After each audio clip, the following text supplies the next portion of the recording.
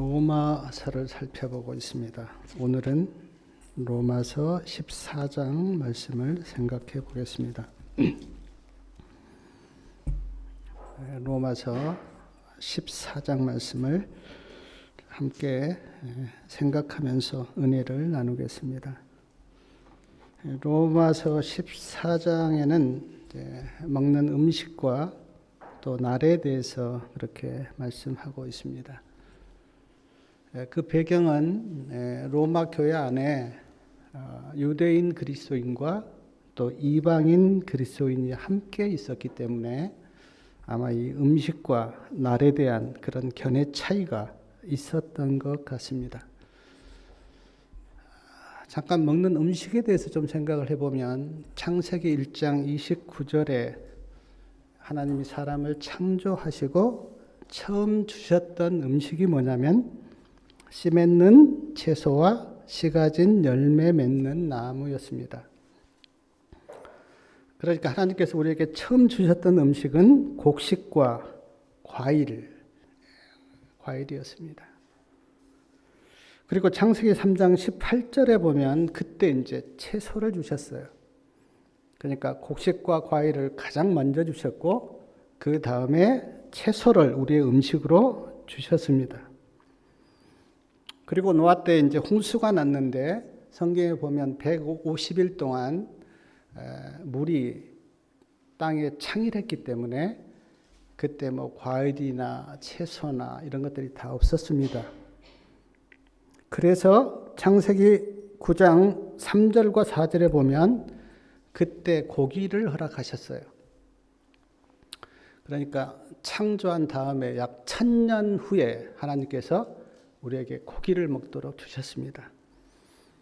그러나 창세기 9장 3절과 4절을 보면 피채는 먹지 말라 그렇게 말씀하셨어요. 그래서 지금도 유대인들은 이제 고기를 먹기는 먹는데 피를 다 빼고 먹습니다. 일반 시중에서 파는 고기는 먹지 않아요.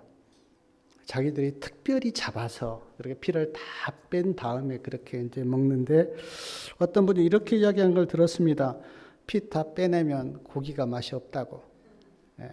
근데 유대인들은 그렇게 먹어요. 노아 홍수 이후에 사람들의 입맛이 고기에 이렇게 길들여져 있었기 때문에 하나님께서 고기를 완전히 끊게 할 수가 없었고 레위기 11장에 보면 정한 동물과 부정한 동물을 이렇게 구분하여 이제 정한 동물의 고기를 먹도록 그렇게 하셨습니다. 그리고 그 후에 이스라엘 백성들이 출애굽을 하여서 광야를 지나가는데 그 광야 40년 동안은 하늘에서 내린 만나를 먹었습니다. 근데 만나가 시편 78편 24절에 보면 천사의 음식이었다. 그렇게 성경에 기록되어 있습니다. 그리고 다니엘서 1장 12절에 보면 다니엘은 채식을 하였고요. 엘리야의 생애를 보면 엘리야가 그릿시냇가에서는 떡과 고기를 먹었고 사르밧 과부 집에서는 기름을 넣어 구운 떡을 먹었고 로뎀나무 아래서는 숯불에 구운 떡과 물을 먹었습니다. 김동춘 목사님께서 이 엘리야의 어떤 생애를 설명하면서 이 세 가지 과정이 음식에 대한 개혁이었다. 그렇게 말씀하셨습니다. 그리고 지성소 법궤 안에는 이제 만나 항아리가 있었는데 이 만나 항아리는 하나님의 백성들의 건강 개혁을 표상하고 오늘 우리가 지성소 시대에 살고 있기 때문에 건강 개혁을 해야 하는데 교회적은 7권 136페이지에 이런 말씀이 있습니다. 하나님께서는 건강 개혁에 관한 빛을 하나님의 백성들에게 주셨다. 그리고 그 빛이 화이트분을 통해서 우리에게 전해졌습니다. 교회적은 3권 569페이지에도 타락한 식욕에 방종하는 죄를 깨닫고 자극성 음식을 끊어야 한다. 자, 우리가 예수님을 마음에 모시고 있기 때문에 고린도전서에 보면 우리가 하나님의 성전이다 그렇게 말씀합니다. 주님이 계시고 성령이 우리 안에 계시기 때문에 우리가 하나님의 성전이에요. 자, 성전이기 때문에 우리의 몸을 함부로 다루면 안 됩니다. 먹는 것도 그렇고 모든 것들이 거룩하게 다뤄야 돼요. 그래서 재림을 기다리는 재림 성도들은 건강계획을 해야 된다고 그렇게 말씀하고 있습니다. 로마서 14장 5절 말씀 우리 다 같이 한번 읽어보겠습니다. 5절이요. 혹은 이날을 전날보다 낮게 여기고 혹은 모든 날을 같게 여기나니 각각 자기 마음에 확정할지니라. 이날을 전날보다 낮게 여긴다. 혹은 모든 날을 같게 여긴다. 여기에서 날이 어떤 날을 가리키는지 성경에 나와 있지 않습니다. 그래서 뭐 정확하게는 알 수 없지만 제가 몇 가지 좀 이렇게 생각을 해봤는데 안식일도 제7일 안식일이 있고 절기 안식일이 있었습니다. 그래서 우리가 지금 7일마다 지키는 제7일 안식일 그리고 이스라엘 백성들이 절기 때 지켰던 절기 안식일이 있었는데 아마 사람에 따라서 어떤 사람은 제7일 안식일이 중요하고 또 어떤 사람은 절기 안식일이 중요하고 그렇게 생각하실 수도 있었어요. 그리고 유대인들은 7절기를 지켰는데 뭐 유월절, 무교절, 초실절, 오순절, 나팔절, 대속제일, 초막절 7절기를 지켰는데 사람에 따라서 어떤 사람은 유월절 날이 중요해. 어떤 사람은 초막절 날이 중요해. 어떤 사람은 오순절 날이 중요해. 어떤 사람은 대속제일이 중요해라고 생각할 수도 있었습니다. 스가랴 8장 19절에 보니까 4월의 금식과 5월의 금식과 7월의 금식과 10월의 금식이 나오는데 어떤 사람은 뭐 4월의 금식이 중요하다. 어떤 사람은 5월의 금식이 중요하다. 어떤 사람은 7월의 금식이 중요하다. 어떤 사람은 10월의 금식이 중요하다. 그렇게 생각할 수도 있었어요. 또한 누가복음 13장 12절에 보면 바리새인들은 일주일에 2번씩 금식을 하였는데 어떤 사람은 화요일하고 목요일 날 금식하고 또 어떤 사람은 다른 날 금식하고 그래서 금식을 어느 날에 하는 게 좋은가 하는 생각도 다를 수가 있습니다.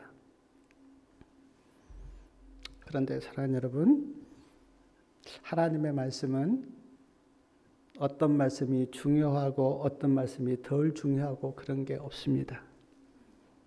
하나님 말씀은 다 중요하죠.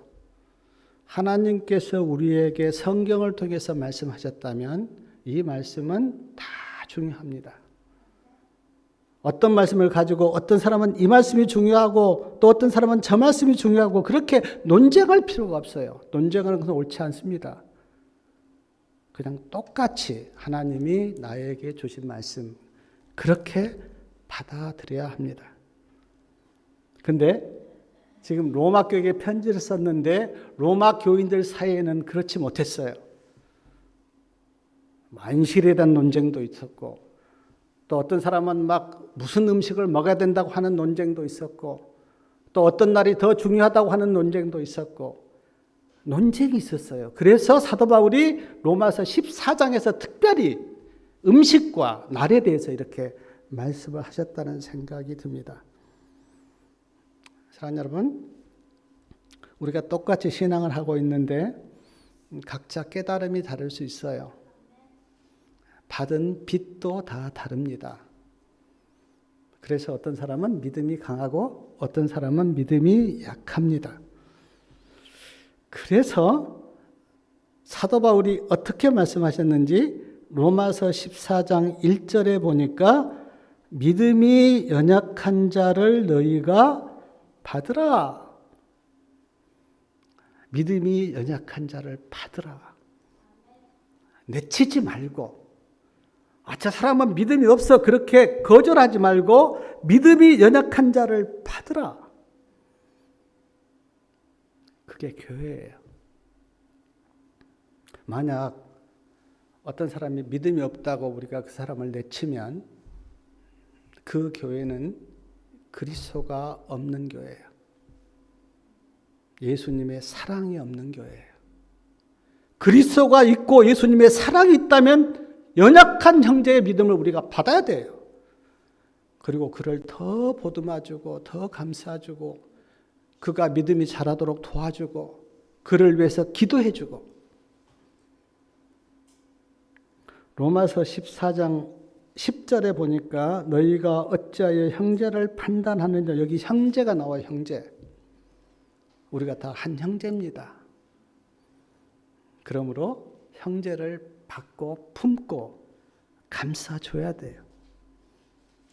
우리가 다 그리스도 예수 안에서 형제이기 때문에. 남이 아니에요. 우리는 하나님 아버지를 아버지라고 부르는 한 형제이기 때문에 우리가 다 받고 감싸주고 사랑으로 품어야 돼요.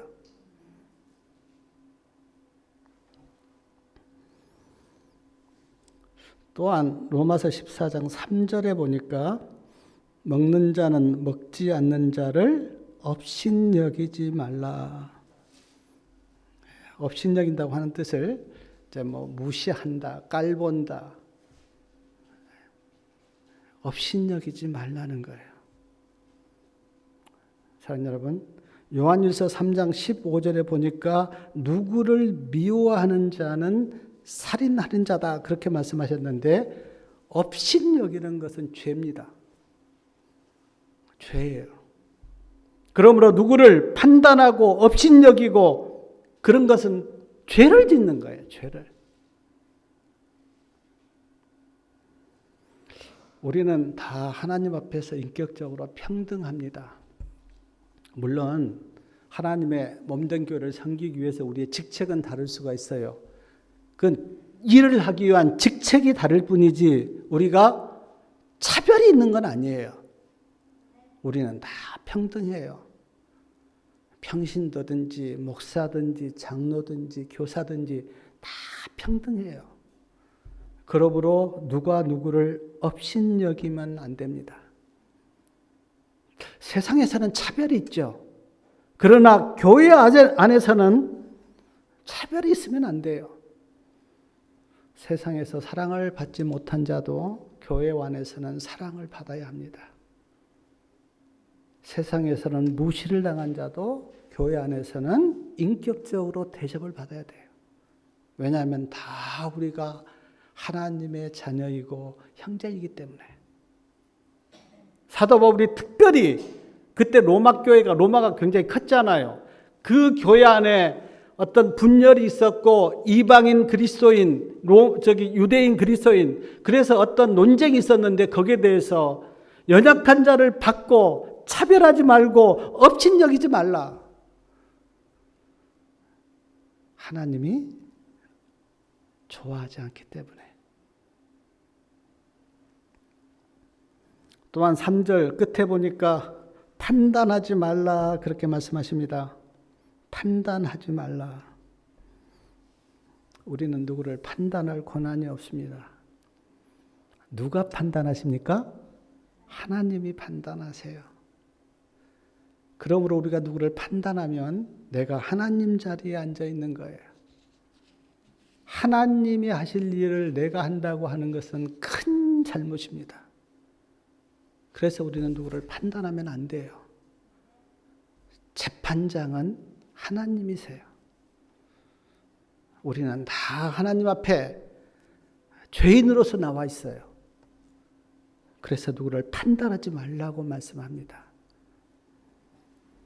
로마서 14장 10절 말씀 같이 한번 읽겠습니다. 내가 어찌하여 내 형제를 판단하느뇨? 어찌하여 내 형제를 업신여기뇨? 우리가 다 하나님의 심판대 앞에 서리라. 누구를 판단하면 하나님의 심판대 앞에 서겠다. 어찌하여 내 형제를 판단하느냐? 어찌하여 내 형제를 업신여기느냐? 우리가 다 하나님 앞에 심판대 앞에 서리라.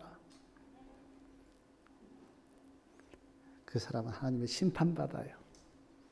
내가 판단하고 업신여기면 하나님의 심판받아요. 로마서 2장 1절에도 보니까 남을 판단하는 사람아 너도 정죄를 받을 것이다. 근데 사랑하는 여러분, 왜 우리가 남을 판단하면 안 되는가 하면요, 로마서 14장 3절 끝에 보니까 이렇게 나와 있습니다. 이는 하나님이 저를 받으셨습니다. 하나님이 받았어요.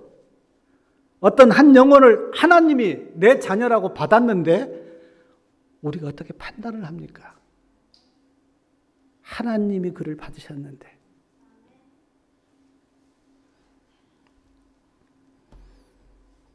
그러므로 사랑하는 여러분, 하나님의 몸된 교회 안에 누구를 업신여기고 누구를 판단하고 하는 일은 있어서는 안 됩니다.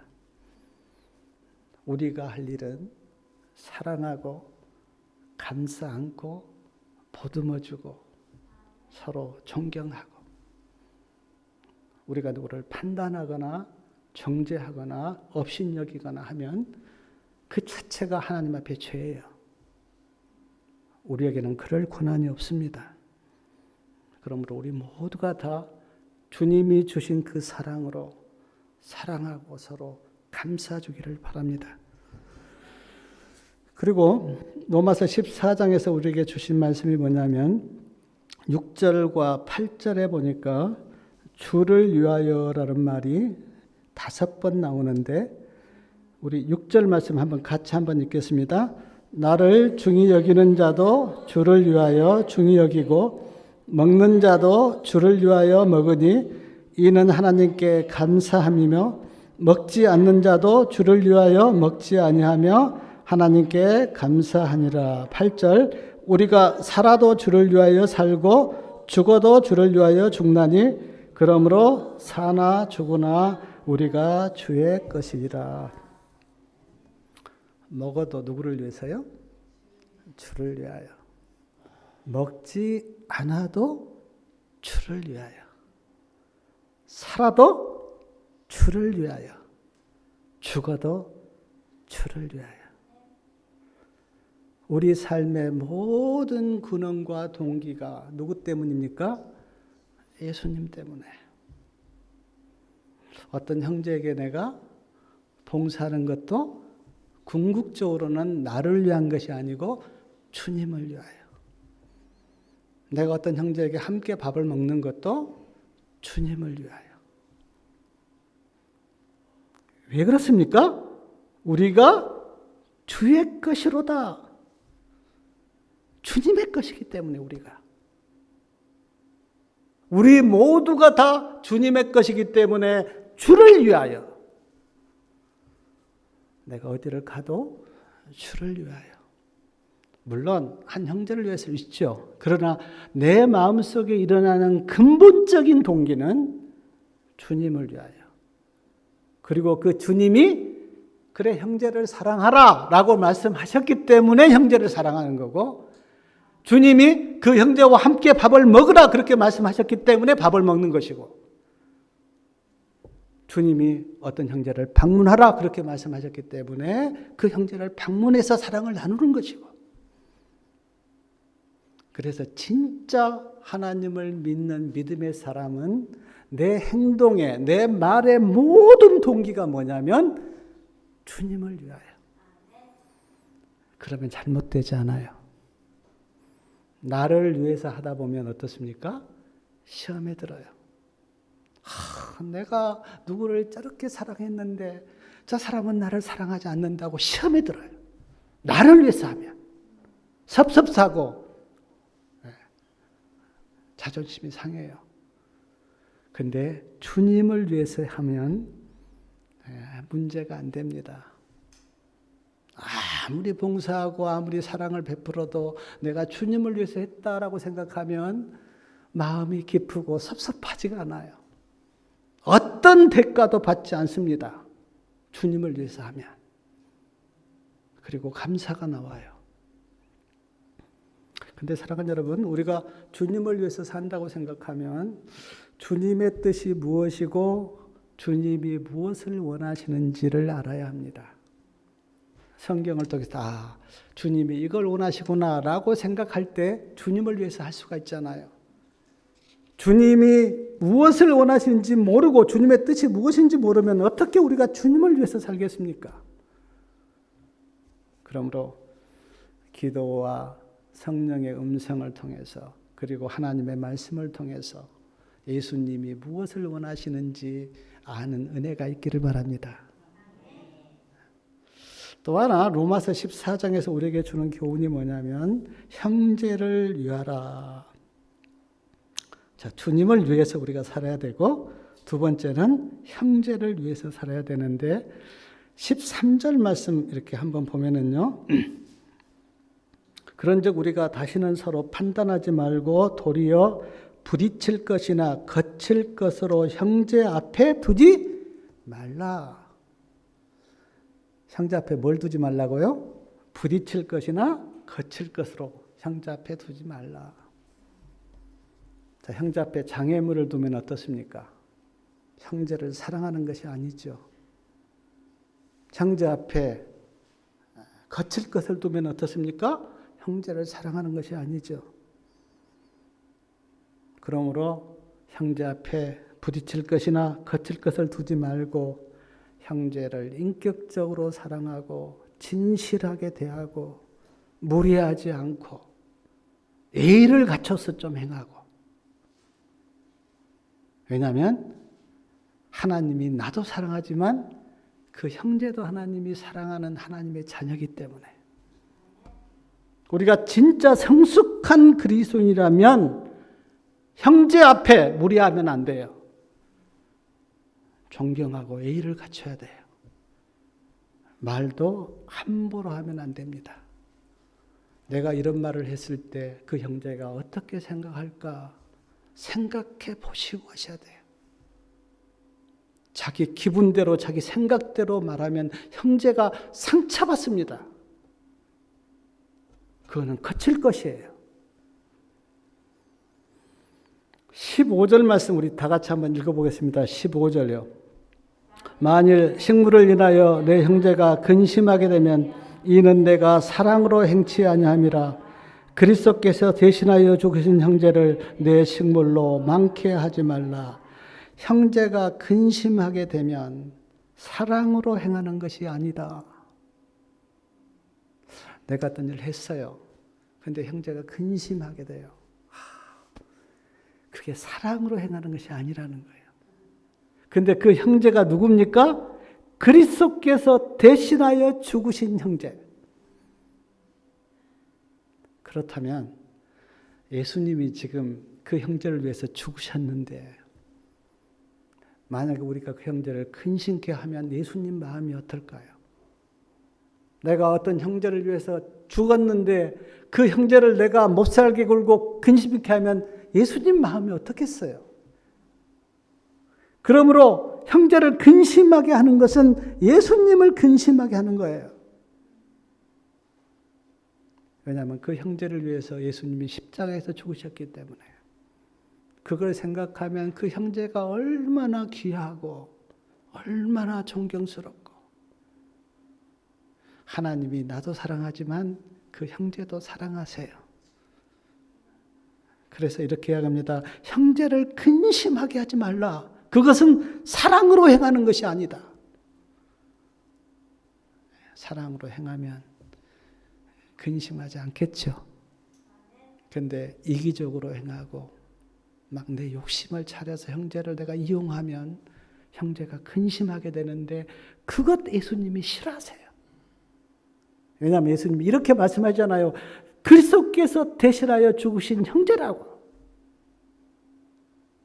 그래서 정말 우리가 그리스도인이라면요, 굉장히 귀하게 돼야 돼요. 당신을 위해서도 예수님이 죽으셨다고. 당신을 위해서 예수님이 죽으셨다고.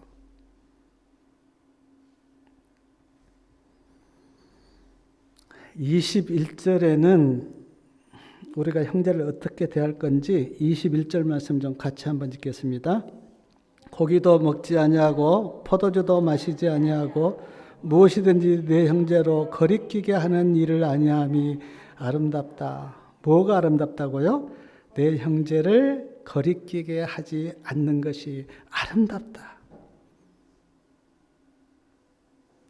모르겠어요. 로마 교회 안에 어떤 문제들이 있었는지 우리는 100%는 모르지만 어떤 사람들이 형제를 거리끼게 했나 봐요. 음식으로도 그렇고 또 성경을 좀 모른다고 막 무시하고, 그것은 아름다운 일이 아니라고. 거리끼게 하는 것은. 제가 이렇게 인생을 살다 보니까 참 어떤 사람의 입장을 100% 아는 것이 참 어렵잖아요. 한 번은 제가 이제 보일러를 위에 이제 놨는데, 전에는 이제 보일러를 이렇게 모욕을 이렇게 하려고 보일러를 틀면 따뜻한 물이 많이 나왔어요. 근데 보일러를 새로 교체를 했는데 이게 따뜻한 물이 잘 안 나오는 거예요. 틀었다 미지근하게 나오고. 그래서 내가 한동안 그 보일러 그 사람을 얼마나 원망했는지 몰라. 이게 새 것은 분명히 새 것인데 이거 보일러가 잘못됐다. 그래 전화까지 했어요, 제가. 아니 보일러가 따뜻한 물이 나와야 되는데 보일러가 따뜻한 물이 안 나온다고, 이거 뭐 잘못된 거 아니냐고. 그러니까 이제 그 사람이 분명히 새 것을 놨는데, 내가 그러니까 이제 좀 마음이 상해서 아니라고, 그거 다 맞다고, 저기 새 것 내가 놔드린 거라고. 그리고 이제 한동안 좀 흘렀는데 어느 날 제가 이렇게 보일러 리모컨 있잖아요. 거기 보면 물 온도, 저온, 중온, 고온 있거든요. 저온으로 놓은 거예요. 저온으로 제가. 그리고는 이제 그걸 고온으로 딱 하니까 물이 되게 따뜻하게 나온 거예요. 그러면서 제가 생각이, 그렇구나. 누구를 내가 일방적으로 판단하고 생각하는 것이 얼마나 무지인가. 한두 번이 아닙니다. 저도. 그래서 정말 말하거나 행동할 때 우리가 섣불리 생각하면 안 돼요. 깊이 생각하고 확인하고 또 확인하고 우리가 이야기해야 실수가 안 돼요.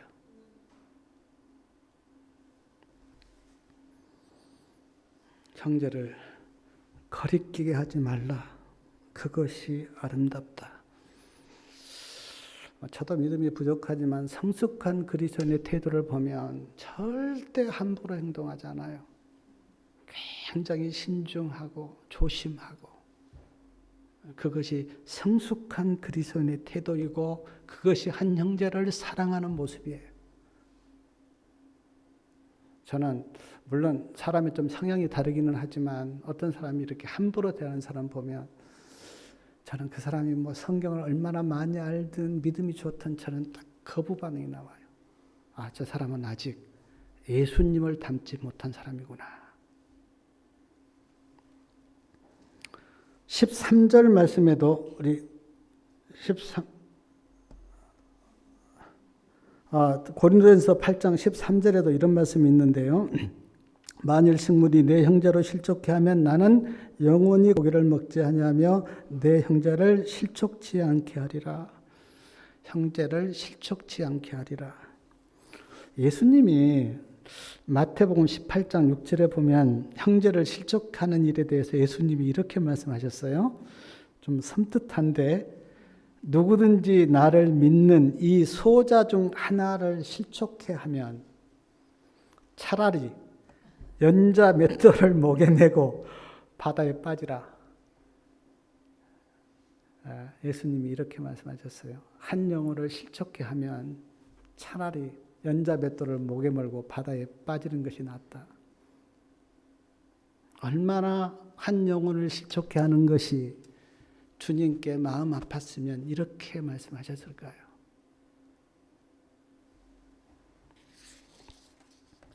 고린도전서 9장 19절과 22절 이렇게 말씀해 보면 이런 말씀이 있는데 제가 한번 읽어드리겠습니다. 조용히 한번 들어보세요. 내가 모든 사람에게 자유하였으나 스스로 모든 사람의 종이 된 것은 그 사람을 얻고자 함이라. 유대인들에게는 내가 유대인과 같이 된 것은 유대인들을 얻고자 함이요. 율법 아래에 있는 자들에게는 내가 율법 아래에 있지 아니하나 율법 아래에 있게 된 것은 율법 아래에 있는 그 사람을 얻고자 함이요. 율법 없는 자에게는 율법 없는 자 같이 된 것은 율법 없는 자들을 얻고자 하며, 약한 자들에게는 내가 약한 자와 같이 된 것은 약한 자들을 얻고자 함이라. 여러 사람에게 여러 모양으로 된 것은 그 사람을 구원하기 위해서다. 사랑하는 여러분, 자기 어떤 것을 지키는 것도 필요할 때가 있죠. 어떤 성도로서 성도의 어떤 믿음을 지키는 것도 필요해요. 그러나 진짜 영혼을 사랑하고 믿음 좋은 사람은요, 자기 것을 내려놓고 그 사람의 입장으로 가는 거예요. 그것이 지금 성경에서 이야기하는 그리스도인의 태도고 모습이에요. 물론 이게 다 어떤 지혜롭게 해야 하는 건 맞아요. 내 어떤 신분과 내 어떤 직책을 지킬 때도 있어야 되지만, 그러나 어떤 때는 한 영혼을 위해서 내가 그 사람의 입장에 가보는 거예요. 율법이 없는 자에게는, 나에게는 율법이 있지만 율법을 없는 자처럼, 그래서 그 사람의 입장으로 가고, 세상 사람에게는 내가 그 사람을 구원하기 위해서 세상 사람의 입장에 가서 그 사람을 내가 그리스도의 사랑으로 끌어올리고, 그게 한 영혼을 구원하는 길이라는 거예요. 내가 어떤 자리에 있는데 다 와라. 그냥 손 다 일조 와라. 누가 옵니까? 내가 거기에 내려가서 그 사람을 믿음으로 붙들고 내가 올라와야지.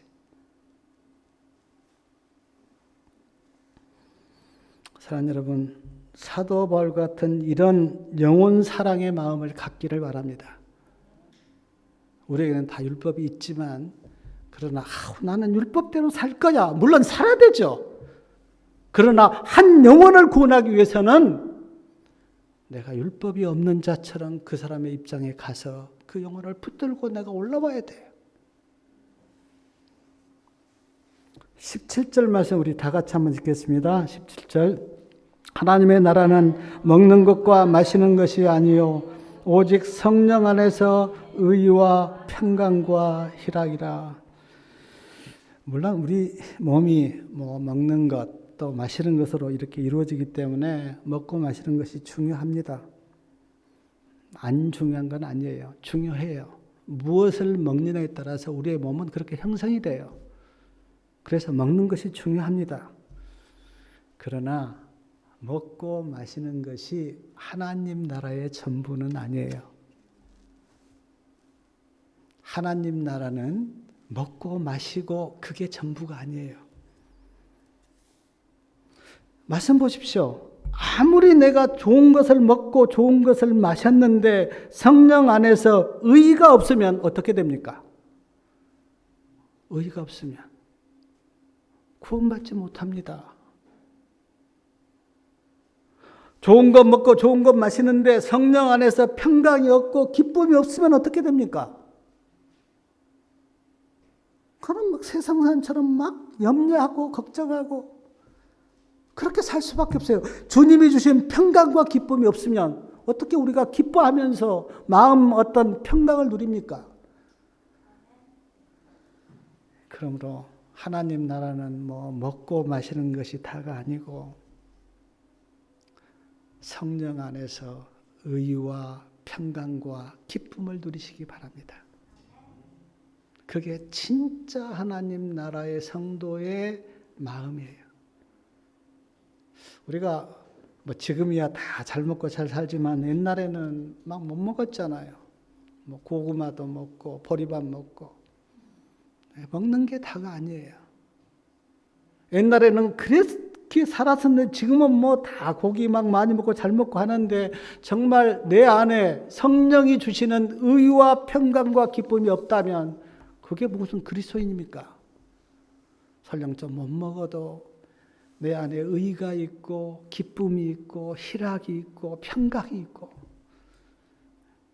그래서 사람들이 볼 때 저 사람은 왜 이렇게 기쁘지? 왜 이렇게 마음이 평안하지? 왜 이렇게 의로 충만하지?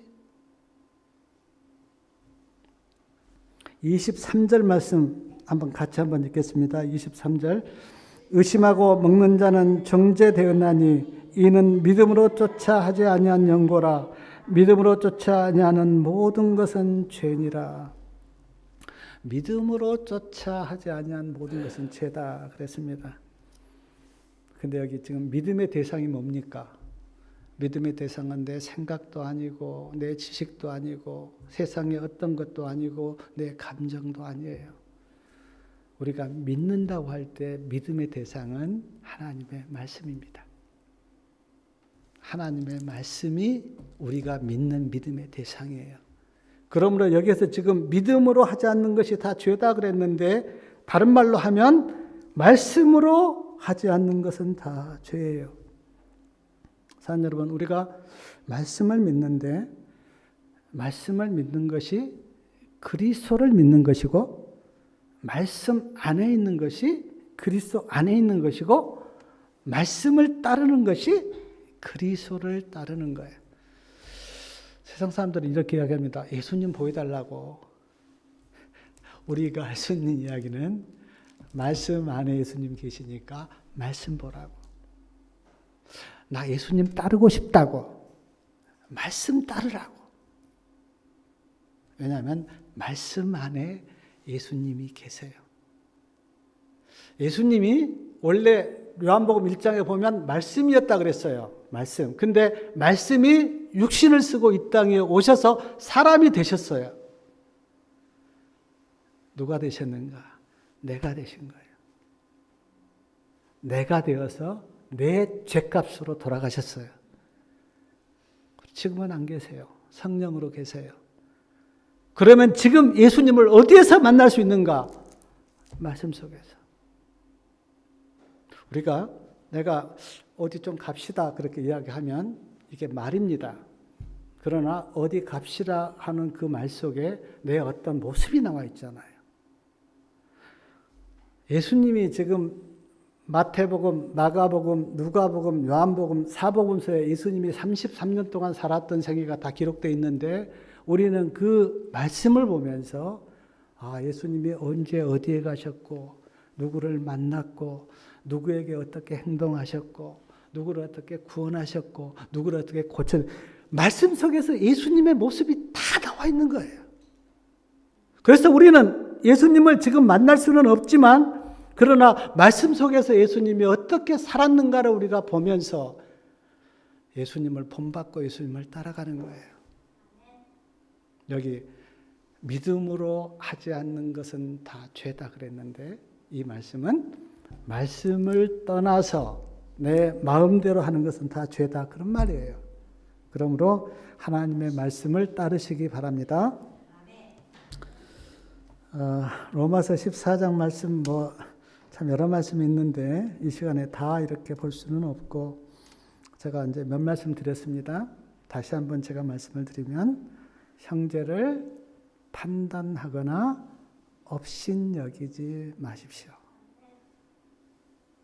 주를 위하여 사십시오.